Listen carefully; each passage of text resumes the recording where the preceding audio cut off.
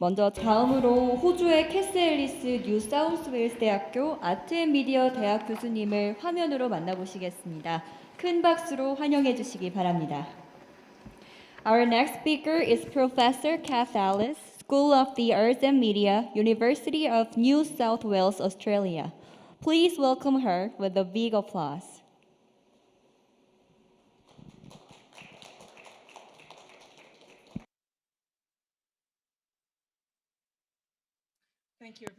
감사합니다. 다시 한번 인사드립니다. 먼저 오늘 디자인 학습 윤리 글로벌 컨퍼런스에 저를 초청해 주시고 발표할 기회를 주셔서 감사드립니다. 오늘 저는요, 여러분들께요, 인사드리겠습니다. 저는 저희 원주민 협회에서 시니어 프레지던트로 일을 하고 있습니다. 그리고 또 제 발표를 녹화를 해서 또 다른 분들하고도 공유할 것입니다. 먼저 제가 조금 전에 존 폴 폭스 라이언스 대학교 국장님 발표도 들었고요. 황희주 교수님의 발표도 들었습니다. 그래서 직접 의도적, 고의적 혹은 비의도적 관련된 표절에 대해서도 들었습니다. 또 간략하게 존 폴 복수 국장님께서도요, 말씀해 주셨던 내용을 저희는 컨트랙트 채팅이라고 말을 합니다. 다시 말해서 컨트랙트 채팅이라는 것은요, 본인이 해야 될 일들을 뭐 대학교에서 과제랄까 뭐 이러한 것도 다른 사람에게 의뢰를 해서 직접 아웃소싱을 하는 것입니다. 다른 사람이 대신해 줘서 그 일들을 제출하는 것을 말합니다. 이걸 우리가 흔히 컨트랙트 채팅이라고 합니다. 그러면 이 컨트랙트 채팅이라는 부정행위를 우리가 어떻게 막아야 될까요? 또 이 학문 분야에서 어떻게 하면 예방할 수 있을까요? 제가 발표하는 내용들은요, 여러분들에게 어떠한 조사를 할 수가 있고 또 컨트랙트 채팅이라는 행위가 이루어졌었을 때 어떠한 조사와 어떠한 처벌과 그리고 또 어떠한 감지 조치를 취할 수가 있는지 저희 뉴사우스웨일스 아트 미디어 대학교에서 하고 있는 일들을 소개를 해보도록 하겠습니다. 가장 중요한 것은요, 컨트랙트 채팅을 하는 학생들에게요, 절대로 이건 허용할 수 없다라는 것을 알려주는 것입니다. 물론 일부 사람들은요, 아, 너무 놀랍다, 그게 가장 이상적일까 이렇게 생각을 하는데요. 이게 왜 이상적인지 제가 설명을 드려보겠습니다. 그러면 시작하기에 앞서서요, 오늘 제 발표하고자 하는 주제는 한마디로 요약을 해서 이 모든 컨트랙트 채팅이라는 것은 학문적 부정행위 스펙트럼이라는 의미입니다. 그러면 이전 연사 두 분께서 여러 가지 종류의 표절 행위들이 있다라고 했고요. 또 황 교수님께서는요, 고의적 혹은 비고의적 채팅 행위가 있다라고 했는데요. 제가 설명드리고 싶은 것은요, 바로 이 스펙트럼에서 정말 극과 극이 있겠지만 분명히 고의적인, 의도적인 부정한 행동이 있다는 것입니다. 그래서 본인이 해야 될 일들을 아웃소싱을 해서 타인에게 맡겨서 타인이 직접 해주는 겁니다. 그러면 학문적 기량 부족과는 상관이 없고요. 기량이 있던 없던 심각한 학문적 부정행위라는 점을 강조드리겠습니다. 기량이 부족하기보다는 그냥 본인이 하지 않고 타인에게 맡겨서 한다는 행위입니다. 제가 여러분들께 강조하고 싶은 것은요, 우리가 어떻게 대응을 해 나가야 될까요? 이 컨트랙트 채팅 부정행위에 대해서요. 먼저 생각 자체를 바꿔서 학생들에게 이 채팅이라는 것은 정말 부정행위다라고 강조를 해 줘야 됩니다. 그리고 학생들과의 관계에 있어서 우리는 좀 더 대화를 하고 또 우리가 교육자로서 강조를 해 드려야 됩니다. 그렇다면 오늘 제가 옹호하고 싶은 것은요, 대학이라는 것은, 학교라는 것은, 학문 장소라는 것은요, 절대로 어떤 부정행위가 혹은 학문적 진실성에 위배되는 일들이 생기면 안 됩니다. 그거는 우리가 생각하는 가장 중요한 일, 학문 분야에서 있어서는 안 되는 일이기 때문입니다. 그렇다면 학문적 진실성이 무엇일까요? 학문적 진실성은 어떻게 돼야 될까요? 우리가 하고 있는 모든 일들에서 가장 최중심이 바로 학문적 진실성입니다. 우리는 학자이죠. 또 우리는 디자이너이고요. 역사가일 수도 있고요. 과학자일 수도 있고 또 당연히 학문을 연구하는 연구가들이기도 합니다. 하지만 여기서 가장 중요한 것, 우리 가장 최중심에 핵에 있는 것이 바로 학문적 진실성입니다. 학문적 진실성이라는 것은 우리가 하나로 공동체를 만들어서 일을 해야 되는 가장 중심에 있어야 되는 축이 되는 것입니다. 개인적 그리고 또 전문가적인 진실성이든 상관이 없습니다. 우리는 끊임없이 학문적 진실성을 해야 됩니다. 뭐 골프장에서 골프를 치던 뭐 혹은 또 뭐 어떤 특정 직업을 갖고 전문가로서 일을 하던 혹은 SNS에서 한다든지 혹은 뭐 게임 산업에서 한다든지 상관이 없습니다. 반드시 행위 규범을 정하는 룰들이 있습니다. 이 법규와 원칙을 우리는 지켜야 되고 그 지키기 위해서 우리는 공동체를 만들어야 됩니다. 학생들에게요. 하나의 커뮤니티를 만들 때 우리가 서로 연결되는 것과 마찬가지로 정해진 원칙이나 룰을 위배하는 것은 학문적 진실성을 위배하는 것이고 결국은 우리 공동체에 너는 소속될 수가 없다라는 처벌을 줘야 됩니다. 골프 이야기를 한번 해볼까요? 예를 들어서 보통 우리가 골프 회원권을 사서 골프를 치겠죠. 그런데 골프를 칠 때 만약에 위배 행위를 한다 혹은 어떤 치팅을 한다 그러면은요 골프를 같이 치겠습니까? 안 치죠. 마찬가지입니다. 진실성이라는 것은요 하나의 룰이 보이든 보이지 않던 우리는 결국 하나의 커뮤니티가 되어서 당연히 이 룰을 지키도록 되어 있습니다. 학생들에게도요 너가 만약 이 커뮤니티에 속하고 싶으면 룰을 지켜라라고 알려줘야 됩니다. 그렇다면 만약에 룰을 어겼다라고 하면 어떻게 될까? 어떤 화해 과정, 어떤 조화 과정을 거쳐야 될까요? 예를 들어서 뭐 종교적인 관점에서 볼 때요. 뭔가 죄를 저질렀다. 그러면 우리가 죄를 고백하고 또 뭔가 다시 수정을 하고 용서받는 과정이 있겠죠. 마찬가지입니다. 본인의 죄를 인정하고 사과를 하고 용서를 받고 그리고 또 후회를 하고 뉘우치고 그리고 또 결과를 받아들이고 용서를 구해야 됩니다. 궁극적으로 가장 중요한 것은요. 누군가가 공동체에서 지켜야 되는 법규 혹은 이 자체를 위배했다. 책임을 져야 됩니다. 자신이 행동이 부정행위였고 이게 잘못된 것을 인정을 해야 됩니다. 그리고 나서 뉘우치고 후회하면서 진정으로 사과를 구해야 됩니다. 죄송하다, 잘못했다라는 말을 해야 됩니다. 그리고 나서 그 결과를 받아들여야 됩니다. 예를 들어서 뭐 합당한 처벌을 받는다든지 뭐 이게 어떤 그 재정적인 처벌 행위도 될 수 있을 거예요. 학문적인 처벌 될 수도 있을 것입니다. 그리고 나서 부정행위를 유발한 문제를 시정하기 위해서 뭔가 행동을 취해야 됩니다. 그리고 나서 가장 중요한 것은 다시는 하지 않도록 진실성을 갖고 이제 나머지 일들을 잘 할 수 있도록 졸업할 수 있도록 합니다. 다음번에 한 번만 더 이런 일하면 더 심한 처벌을 받도록 해야 됩니다. 그렇다면 이 전체적인 이 프레임워크에서 가장 중요한 게 뭘까요? 우리는 반드시 학생들과 함께 용기 있는 대화를 합니다. 저희 뉴사우스 웨일스 아트 미디어 대학에서는요. 혹시라도 부정행위를 할 경우에는 용기 있는 대화를 하는데 어떻게 용기 있는 대화를 하는지 그 과정을 설명해 드리겠습니다. 가장 핵심적인 것은요. 바로 공식적인 조사 이전에 학문적 진실성을 위해서 기회를 줍니다. 이런 우려가 있네. 학생들에게 이런 우려가 있으니 이런 행동을 하지 마라. 특히 컨택트 채팅을 할 때는 공식적인 조사가 있기 전에 지금 채팅을 한 것 같으니 우리 조사를 할 것이다 라고 공지를 해줍니다. 그래서 너무 늦기 전에 조사가 이루어지고 처벌이 있기 전에 미리 실수를 인정하고 용서를 구해라. 자신의 실수를 인정해라.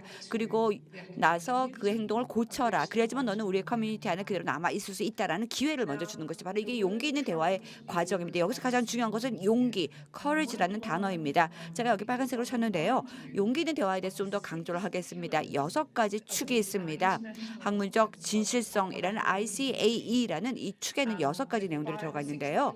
이 6가지 축 어떤 내용인지 한번 검토해 보겠습니다. 첫째, 정직성, 둘째, 신뢰성, 셋째, 공정성, 넷째, 존중, 5번째, 책임감입니다. 궁극적으로 가장 중요한 것은요. 바로 용기를 갖고 역경에 처해 있어도 이러한 것들에 따라 행동할 수 있는 용기를 발휘하는 것이 바로 가장 중요한 축입니다.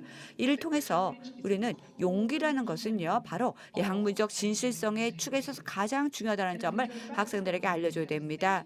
다시 한번 처음으로 돌아가겠습니다. 용기 있는 대화의 원칙이 무엇일까요? 첫째, 우리가 스스로에게 기억을 상기시켜야 됩니다. 인간이기 때문에 실수를 할 수가 있다. 그렇지만 실수를 범할 때는 반드시 용서를 구하고 잘못을 인정하고 그 과정 자체가 용기가 필요하다는 것이죠. 그렇다면 용기 있는 대화의 원칙을 한번 여러분들께 제안해 보겠습니다.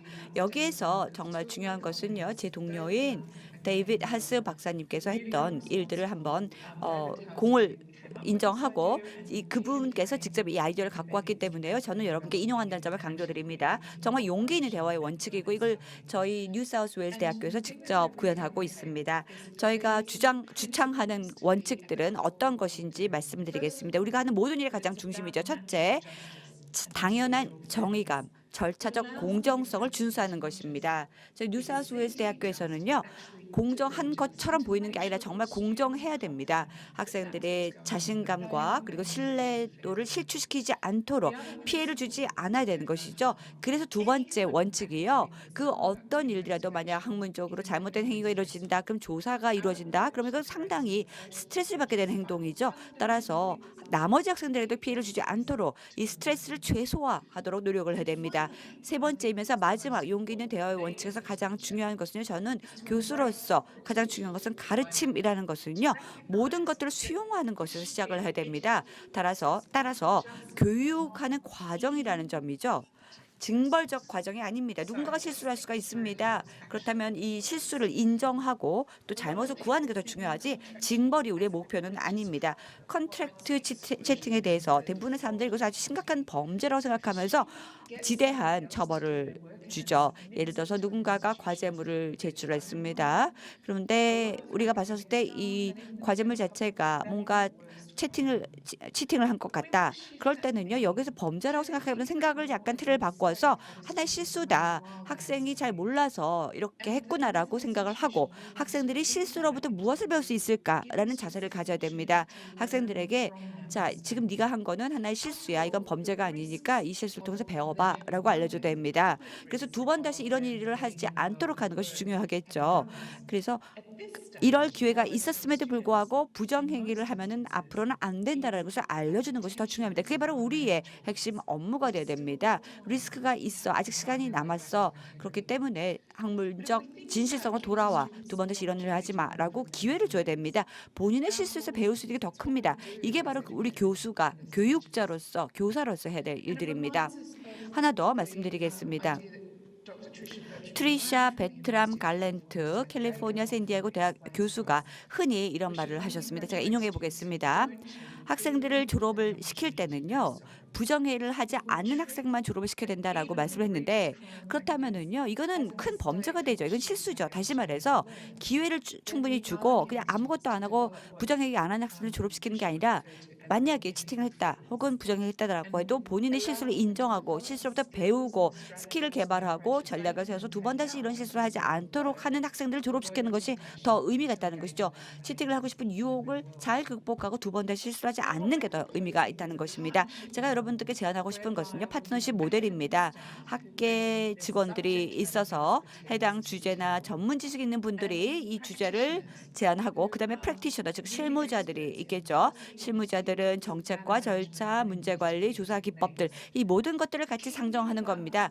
여기서 가장 중요한 것, 이 파트너십 모델의 핵심이라는 것은요. 학계나 실무자들이요. 서로 없는 스킬들을 보충하는 것입니다. 우리는 학계에 있는 사람들로서 분명히 우리가 부족한 전문성이 있을 것입니다. 우리는 실무자가 아니기 때문이죠. 모든 걸 다 알 수가 없습니다. 뭐 예를 들어서 조사할 수 있는 테크닉 같은 거 우리가 모릅니다. 실무자들이 더 잘 알겠죠. 그렇기 때문에 우리는 파트너십을 맺고 실무자들과 함께 손을 잡고 협업을 해야 됩니다.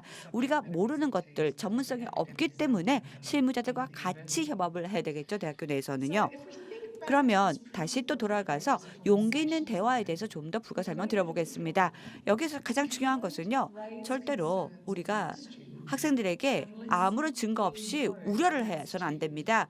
이거 문제가 있는 거야 라고 무조건 이야기하면 안 됩니다. 다시 표현을 해보겠습니다. 우려가 있다라고 제기를 하기 전에 어떤 학생이 치팅을 했고 어떠한 일이 있었는지에 대한 명확한 확신이 있어야 됩니다. 또 하나 학생들은요.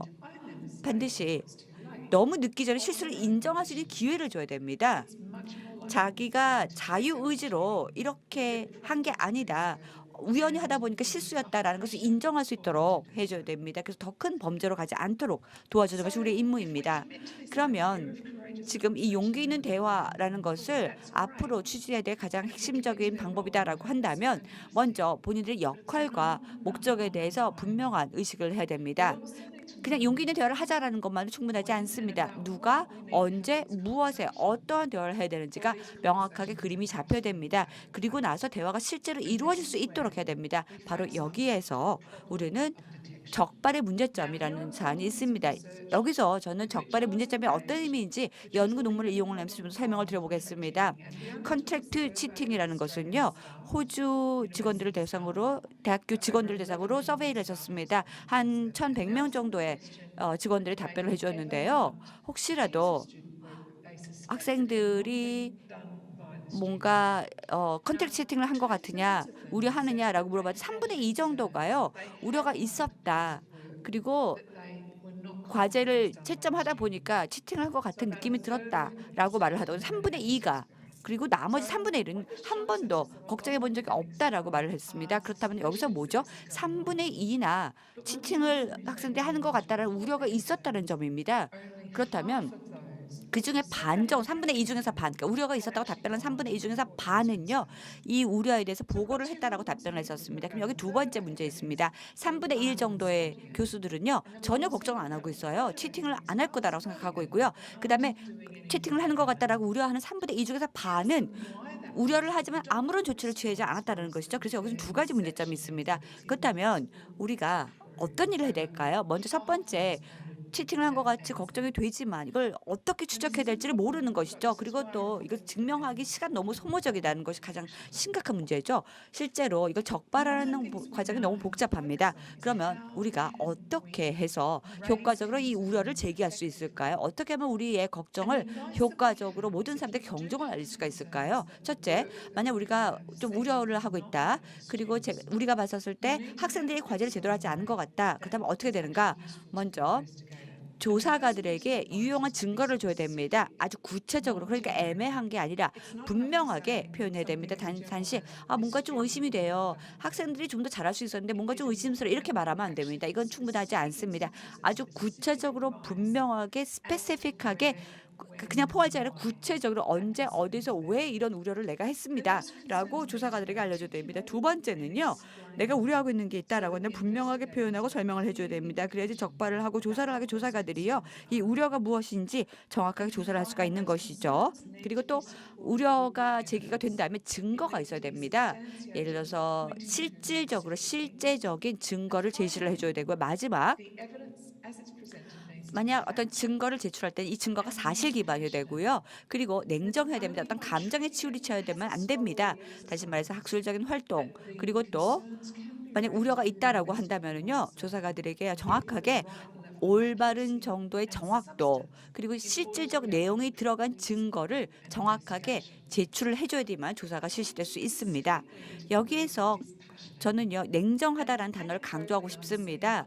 제가 비유를 한번 들어보겠습니다. 많은 직원들, 저희가 아까 1,100명을 조사했다라고 했는데 냉정하지 않는 사람들이 많았었습니다. 많은 교수들은요, 학생들이 뭔가 컨택트 치팅을 한 것 같아라고 할 때는 감정적인 치우 지점이 많습니다. 분노하고 열받고 화가 나서, 그리고 너무 실망하고 좌절하고, 그래서 그냥 감정적으로 영향을 받아서 공격적으로 말을 하는 경우가 있는데요. 그러면 안 됩니다. 여러분의 감정을 모두 다 옆으로 다 비우고요. 한쪽 옆으로 밀어버리고 냉정하게 논리적으로 해야 됩니다. 데이비드 케인인 제 동료가 이런 말을 했었습니다.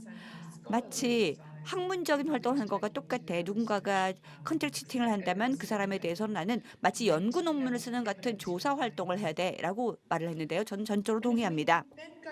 그다음에 혹시라도 아웃소싱을 해서 본인이 과제를 하자고 누군가에게 맡겼다. 그 의심을 유발시킨 신호가 무엇일까? 한번 분석을 해봤었습니다. 여러 가지 증거가 있겠죠. 예를 들어서 뭐 과제를 주었는데 주제를 벗어난 과제를 한다든지, 도저히 그 학생이 그 학생 레벨로서 알 수 없는 학문적 능력이나 지식을 보여준다든지, 혹은 또 그 개인 혹은 어떤 그룹별 과제대 시험을 봤을 때 시험은 정말 못해요. 근데 과제는 너무 잘한다. 불일치가 있다든지, 혹은 그 개인이 개인으로서 성과를 보여주지 못했는데 죄송합니다. 그룹에서는 성과가 별로 보이지 못했는데 개인이 너무나 탁월한 성과를 보여준다. 그것도 또 약간 의심이 가겠죠. 그래서 여기서 중요한 것은요. 우리가 학문적으로 판단을 할 때는 어떤 증거가 있어야 됩니다. 세부적으로요. 그렇다면 학문적 판단 어떻게 할 수가 있을까? 첫째, 내용과 맥락의 지식이 있어야 됩니다. 그렇다면 학문적 판단은 반드시 중요한 역할을 해 나가야 됩니다. 첫째, 증거 기반으로서 뭔가 조사를 할 수 있도록 해야 되고요. 컨트리 치팅이 정말 있었는지 증명할 수 있어야 됩니다. 그리고 여기서는요, 정말 중요한 내용이 있습니다. 왜냐? 강점도 있고 단점도 있습니다. 증거가 하나의 진정한 증거가 될 수 있기 때문이죠. 그런데 그 자체만으로는 충분치 않겠지만요. 이러한 증거들이 다 모인다. 그렇다면 이게 가치 있는 증거가 될 수가 있다는 것이죠. 저희는 학문적 판단을 세 가지 단계로 구분했습니다. 첫째, 내용과 맥락의 지식으로 먼저 분류를 했고요. 여기에는 예를 들어서 현존하는 문헌에 대한 지식이 예가 될 수가 있고요. 그리고 여기에서 기대하는 것은요. 예를 들어서 우리가 도저히 그 학생에 기대할 수 없는 그러한 문헌을 인용한다든지 기대할 수 없는 것들을 표방하는 것이고, 두 번째, 학생의 지식을 바탕으로 학문적 판단을 한다는 것이죠. 그 말은 개인으로서는 물론이고요. 전형적으로 특정 수준의 학생들이 갖고 있는 지식이 무엇인가, 뭐 예를 들어서 1학년이나 2학년, 3학년, 4학년이면 그때그때 갖고 있는 지식이 있겠죠. 그럼 전형적으로 그 레벨을 봐야 되고, 또 현재와 과거의 학생들의 지식을 놓고 판단을 하고, 세 번째는 과정의 지식, 즉 요구사항, 자원, 지원, 과거의 반복, 이 모든 거를 갖고 학문적 판단을 내려야 됩니다. 그렇다면 우리가 우려가 있다, 뭔가 컨트랙 채팅을 한 것 같은 우려가 있다라고 할 때 여기에서 경계선을 해야 됩니다. 뭐가 가능한지, 뭐가 불가능한지를 선을 그어야 됩니다. 예를 들어서 불가능한데 이걸 가능하다고 생각하면 안 됩니다. 잠시 후에 제가 한번 예를 들어보겠습니다. 제 말뜻이 뭔지요. 하나, 극과 극의 예를 들어보겠습니다. 가장 가능한 최선이 무엇이고 가장 가능한 최악의 불가능성이 무엇인지를 파악을 해야 됩니다. 어떤 것이 가장 개연성이 있는지를 봐야 됩니다. 그를 통해서, 개연성을 통해서, 가능성을 통해서 이 파라미터, 이 기준선 안에서 판단을 해야 됩니다. 뭐가 가장 가능할까? 어떤 게 가장 가능한 이벤트였을까를 판단해야 됩니다. 조금 전에 발표를 해주셨던 연사분들께서도 설명을 했지만요. 저희가 이제 연구나 분야별로 과제를 할 때는요. 가장 중요한 것은요. 바로 텍스트 기반의 어떤 식으로서 표절을 했는지 혹은 채팅을 했는지를 봐야 됩니다. 아주 소수의 연구가 지금까지 보면은요. 시청각 분야에서 있었습니다. 아까 존 폴 폭스 국장님께서 설명을 했지만요. 사실 시각적인 혹은 영상 표절에 대한 연구는 많지가 않습니다. 그래도요. 우리는 좀 더 많은 연구를 해야 될 거고요. 그리고 그 위에도 또 스템 분야에 대한 것도 있고요. 텍스트 기반 분야에도 여러 가지 연구가 있습니다. 그렇다면 디자인 분야에 있어서 한번 예를 들어 보겠습니다. 대면 스튜디오. 그러면은 이제 온라인으로 하고 있지만요. 과거에 대면 스튜디오가 있었겠죠. 그래서 직접 교실에서 직접 모델을 놓고 우리가 그 드로잉을 할 수도 있을 것이고요. 그러면 모두가 동일한 과제가 되겠죠. 그렇다면 스튜디오 티칭의 가장 공통 분모가 뭘까요? 모두 다 함께 동일한 과제가 주어지는 것이죠.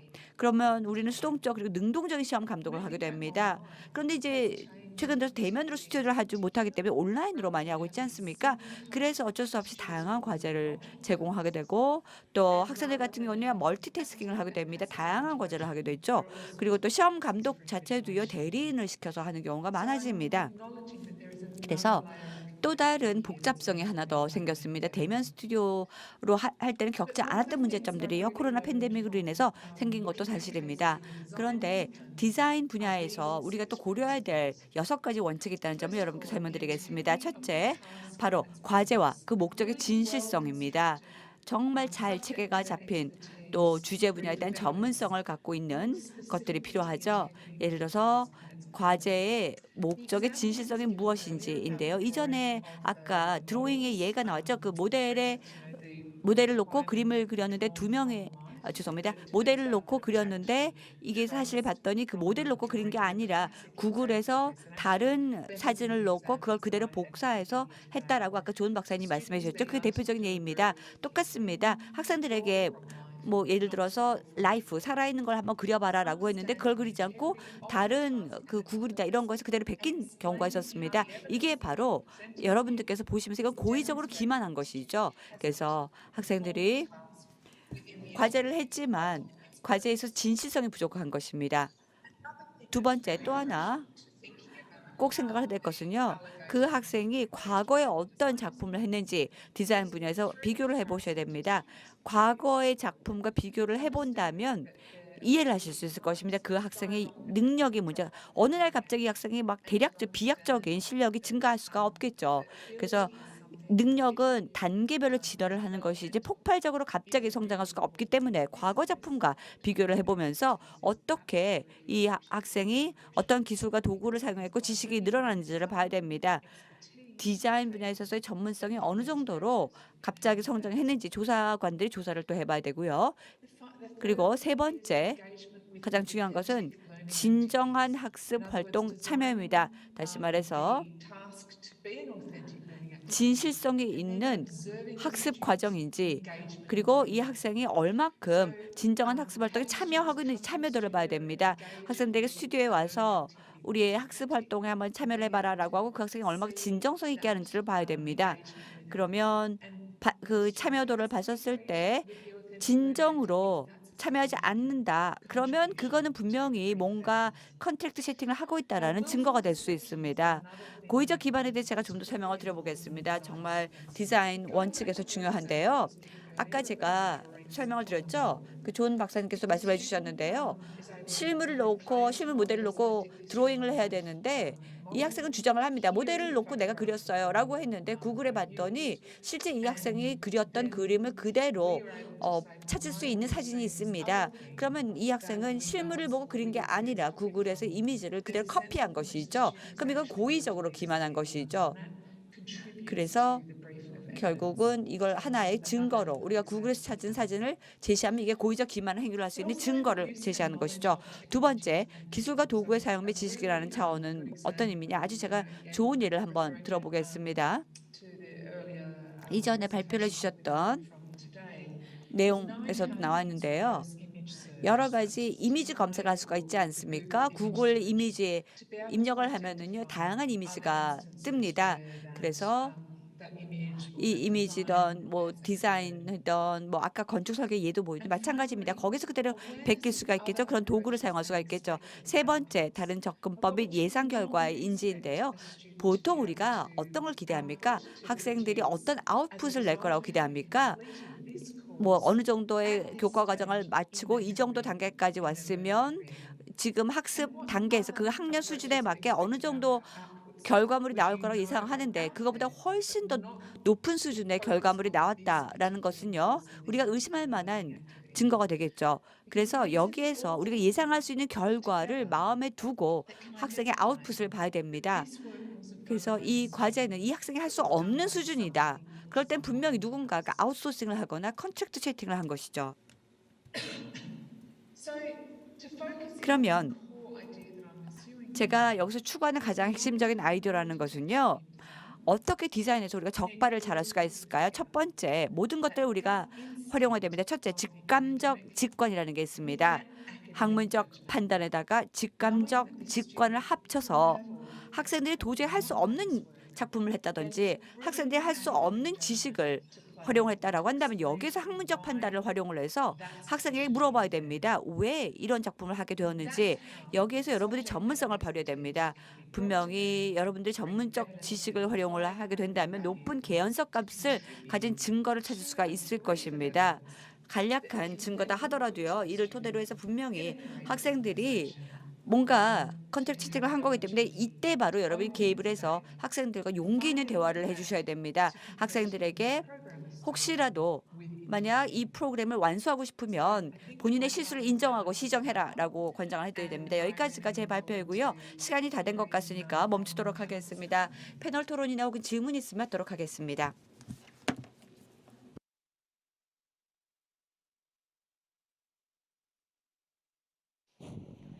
네, 표절을 한 학생과 용기 있는 대화를 하는 법에 관한 캐스 앨리스 교수님의 강연이었습니다.